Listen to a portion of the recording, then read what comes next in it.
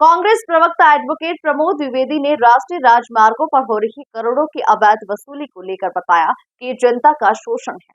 द्विवेदी ने निजी कंपनियों की लूट को भाजपा सरकार यानी कि मोदी सरकार की लूट बताया। प्रदेश में राष्ट्रीय राजमार्गों पर टोल टैक्स नाकों पर हो रही करोड़ों की अवैध वसूली जिसे लेकर कांग्रेस प्रवक्ता एडवोकेट प्रमोद द्विवेदी ने बताया कि राष्ट्रीय राजमार्गों पर प्राइवेट कंपनियों का नियंत्रण है, जो राजमार्गों पर निर्माण कार्य और मेंटेनेंस के लिए टोल टैक्स नाकों के माध्यम से वसूली करती है, जबकि 2003 के बाद टोल टैक्स नहीं वसूले जाने चाहिए। परिवहन मंत्री नितिन गडकरी ने सदन में बयान लगभग 65 किलोमीटर तक टोल टैक्स नहीं देना ये दिया था, जबकि ये टोल टैक्स वसूला जाता है, जिसे बंद किया जाना चाहिए। वहीं फास्ट ट्रैक है तो कहीं नकदी में टोल टैक्स वसूला जाता है, मतलब डबल वसूली और जनता का शोषण, या यूं कहें कि ये निजी कंपनियों की लूट है या फिर मोदी की लूट। मोदी जी की गारंटी, देश विकसित हो रहा है और जो राष्ट्रीय राजमार्ग हैं वो कौन निर्मित कर रहा है? प्राइवेट कंपनियां। प्राइवेट कंपनियां सरकार से एक संविदा करती हैं।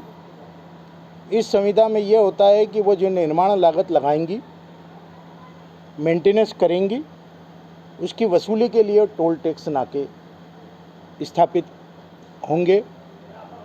टोल टैक्स नाकों में कब तक वसूली की जा सकेगी ये भी तय होता है।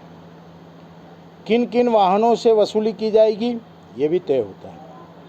परंतु विगत 2003 के बाद एक भी टोल नाके जिसमें से 20 राजमार्ग के टोल टैक्स अब वसूल नहीं होने चाहिए।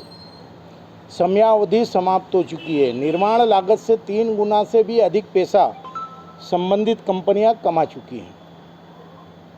कांग्रेस की सरकार जो अल्प समय के लिए आई थी, या यूं कहें कि अल्प समय में ही गिरा दी गई थी, उसने 18 टोल टैक्स नाके जिसमें मांगलिया, उज्जैन, सीहोर आदि को हटाने का तय कर लिया था। परंतु बीजेपी की सरकार आई और उसने इन टोल टैक्स नाकों पर, या यूं कहें कि इन कंपनियों पर रहमो करम जारी रखा। फास्टैग की लाइनें टोल टैक्स नाकों में अलग होना चाहिए, कुछ में है, कुछ में नगद के लिए अलग से होना चाहिए व्यवस्था। मांगलिया, उज्जैन में अलग से व्यवस्था है, परंतु इधर बेटमा की साइड पे जो हम जाएंगे या कुछ और टोल नाकों पर, तो यहाँ पर सारे के सारे नाके फास्टैग के बना दिए गए हैं। नगद के लिए कोई भी रास्ता नहीं छोड़ा गया और फास्टैग की लाइन में आप घुस गए हो, अतः डबल टोल नाका आपको देना पड़ेगा। इस प्रकार के अर्थदंड लिया जाता है। आप मऊ से आगे जाना पाओ और आगे जाना चाहें तो उस रास्ते पर आपको ये मिलेगा। फास्टैग अनिवार्य नहीं है, लेकिन किया गया। वहीं नितिन गडकरी जी, सड़क परिवहन मंत्री जी, सदन में बयान देते हैं कि 65 किलोमीटर तक किसी भी स्थानीय व्यक्ति को कोई भी टोल टैक्स देना नहीं है। इंदौर से उज्जैन की दूरी कितनी है? इंदौर से देवास की दूरी कितनी है? इंदौर से धार की दूरी कितनी है?